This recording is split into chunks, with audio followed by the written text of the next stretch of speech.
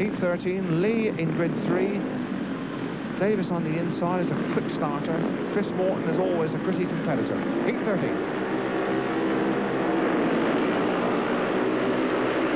And it is Davis and Lee chops across there onto the line.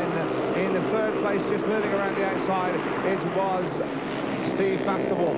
But, well, he is getting a little bit sticky.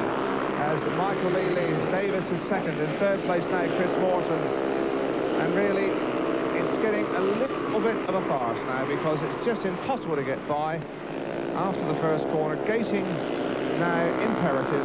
Michael Lee made the start here. He was merciless at the first corner.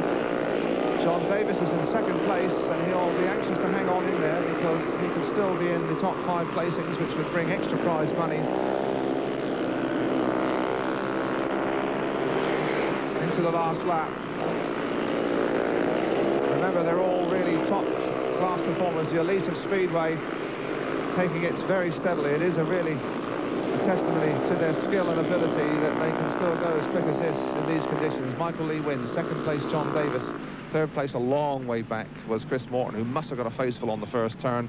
And last place was Steve Bastable.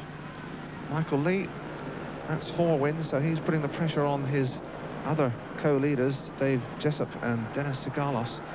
But I'm afraid the question must now be asked just how much longer we can go on in this wet, because conditions now are deteriorating quite dramatically. Here's the lineup for heat number 14. Malcolm Simmons on the inside, Andy Graham, Phil White there in grids 2 and 3, and Dennis Sigalos. Now he's the one we've got to watch on the outside because he needs a win here to go back up to share the lead. He's flying out of the outside grids. Let's see if he does it again. Yes, he has. Again, that picture start from Sigalos, and I think the others are going to have to really do something special to catch him now. Second place is Simmons, third is Phil White.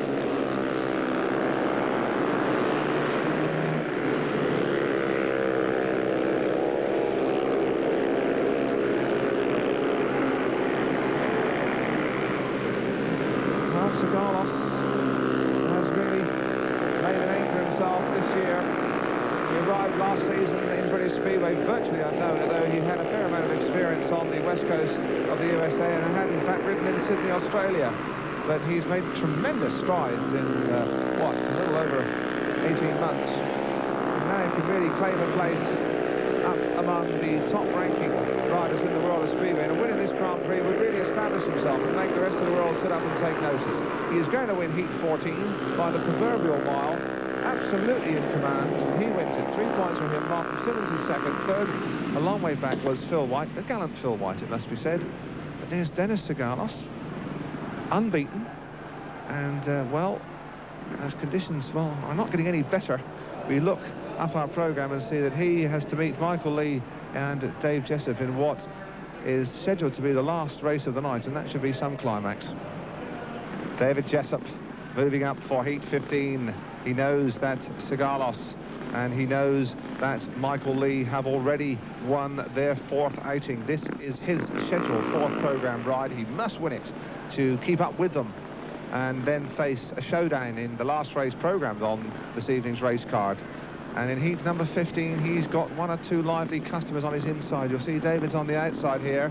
There is the lineup. Bobby Schwartz, no mean performer, with a win and a 2nd place and an exclusion. Scott Autry, grid 2. Kai Niemi in grid number 3 with 4 points.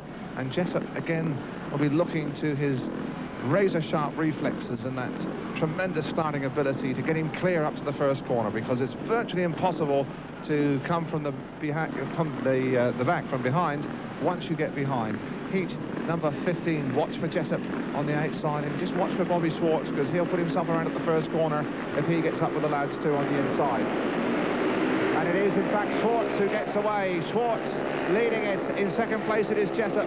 In 3rd place it is Autry. And now Jessup trying to run up under Schwartz, and he's in trouble there, and Jessup's going down, and he's brought down Schwartz as well. And that just shows how dodgy it is out there, because David Jessup made the dive. Schwartz refused to be moved. Bobby is up, so too I'm sure will be Dave Jessup. Up he gets as well, and it's going to be interesting to see what referee Lou Strip makes of that one. Well, let's have a look at this one. You can see Schwartz made the start now. He's leading now. Watch, Jessup tries to run up the inside of him. He's gaining on him up the inside as they move into the corner. There's the incident, and Jessup lost control and gave him a nudge. It definitely was DJ to blame, and he really must come out as the prime cause of that one being stopped. Well, there is Dave Jessup in the pits.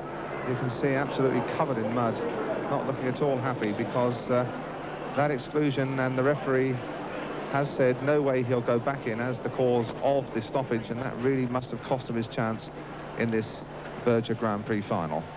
And there is Bobby Schwartz, the unwitting victim of all the aggro. Bobby's had a spectacular night this evening, because he was brought down by Michael Lee. At least it looked that way on our replay in his opening ride, and then he was brought down by Dave Jessup. So the Kings Lynn pair seem to be gunning for Boogaloo, and that one really does look as though it's clogged solid. It's a long track Czechoslovakian Yawa machine, and Bobby having a bit of trouble getting it to kick. Dave Jessup, just before we show you that, what was your version of it? Why did it happen?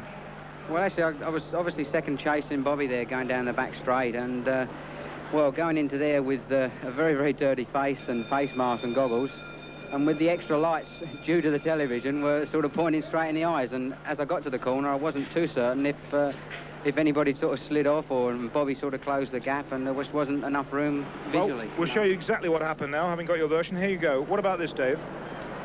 Well, yeah, you can see there I've come up the inside on, well, an unused piece of the track, shall we say.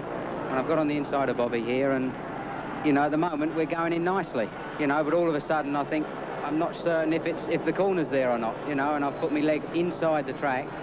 I wasn't actually the first to fall. I've obviously locked it up there, you see, and just about gone. And now Bobby's gone on, and he come down. Luckily, neither of us were hurt, and, well, I suppose he couldn't really exclude anybody else other than me. 3 riders only, though, in Heat 15 for the second time of asking. Bobby Schwartz on the inside. Next to him, Scott Autry. On the outside is White's now Kai Niemi.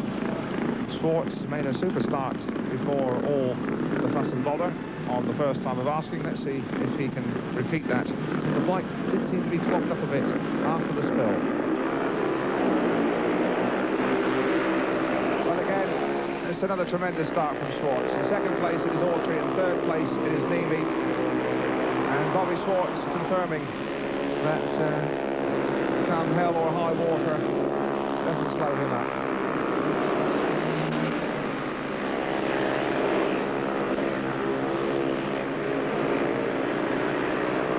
Schwartz moved from Cradley Heath to Reading for an £8,000 transfer fee. In fact, the deal was done the night of the Daily Express Spring Classic here back in March, our first television coverage of the year.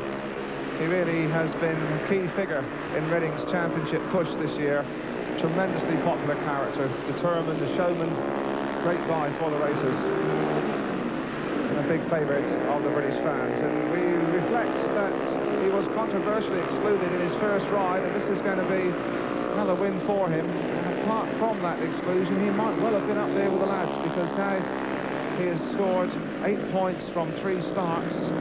Remember, there is additional prize money for the first 5 places, so Bobby may well be among it.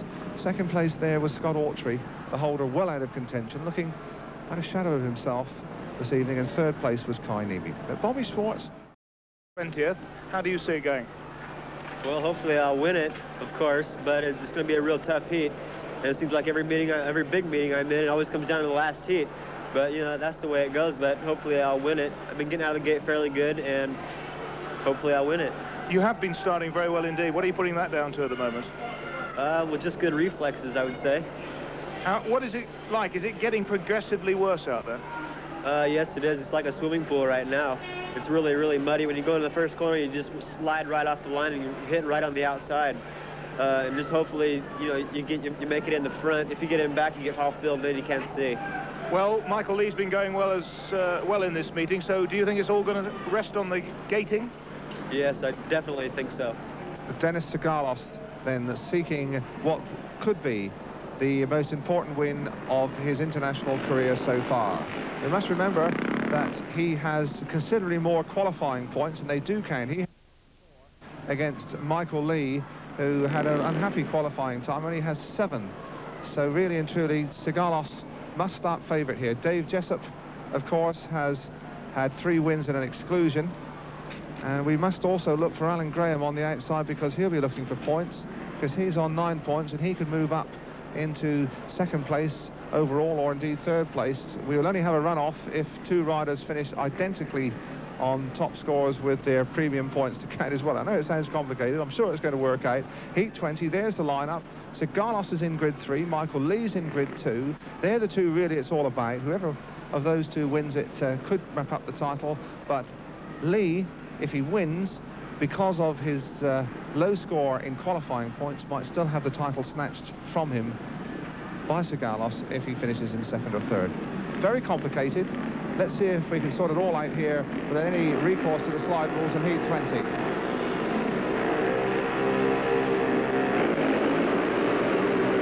And it's a bit tight up to the corner, and Sigalos has got a knock there from Lee, and he's gone running into the fence and almost down. Jessup leads it. Lee is in 2nd place. In 3rd place it is Graham, and this really has put the cat among the pigeons. A hair-raising first corner. Sigalos couldn't get the drop.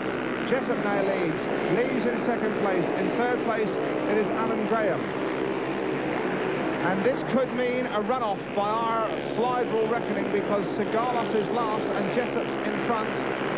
Jessup and Sigalos had identical premium points to qualify. So if it stays this way, it could mean a run-off for the title. Lee will be the overall winner tonight, but with those vital premium points that were scored in the qualifying round, and down there has gone Alan Graham, and this could make a difference. Alan Graham has dropped on the bottom corner. Sigalos picks up a gift point here, and that could mean that he's won it. The red lights come on, they're on the last lap. Now then, how are we going to sort this little bundle of fun out? Well, there is Alan Graham, who fell going into the first corner of the last lap. I think he's okay. Look at the mud on the man. He's absolutely covered. But that could mean a vital difference to the overall winner. Jessup was the leader. In 2nd place it was Lee. They were on their last lap, so referee Lou Strip technically should declare that result. There we'll wait just to see what he does decide. The result of that race will stand. That's a win for Dave Jessup, 2nd Michael Lee, 3rd Dennis Sigalos. So there is the result on tonight's racing of this Daily Mirror Berger Grand Prix final. Michael Lee the winner on 14 points, Dennis Sigalos from Hull on 13, Dave Jessup on 12. But remember, those premium qualifying points do count and do make a difference to the overall result of the 1980 Grand Prix, because that's the situation. Dennis Sigalos, thanks to the points he accumulated in the qualifying rounds, finishes overall with 69, Dave Jessup on 64, and Michael Lee, who had some very poor qualifying rounds, only on 50.